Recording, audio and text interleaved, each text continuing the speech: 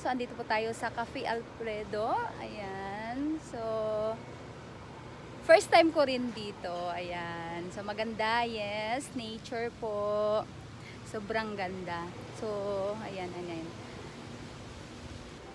Hi! Ayan. Michelle Ancero Ariñabo po. Dating OFW for 16 years. Ayan. So, 3 years ako sa Middle East and then nagtagal ako sa Hong Kong for 13 years. So, bakit naka for good? Dahil lang naman sa negosyong sinubukan ko way back 2019. And, after pandemic, 2022, so naka for good na po tayo. Ayan. So, napakaganda ng negosyong nasimulan natin. Bakit? Kasi cellphone lang po yung gamit. Kahit OFW ka man, pwede mong gawin kahit nasa ibang bansa po tayo.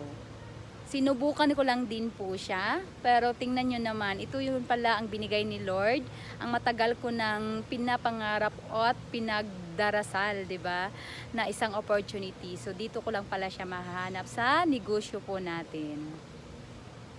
Kung ikaw may OFW, so pwede mo rin itong subukan. Ayan, kasi wala namang masamang sumubok, tama?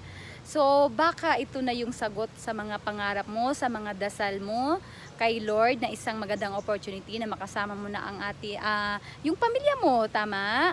Mga anak mo, mga mahal mo sa buhay. So pwede naman pala na dito ka lang sa Pilipinas, may income pa rin, may kita pa rin at kayang i-survive, kayang i-sustain yung pangangailangan po natin. Ayan.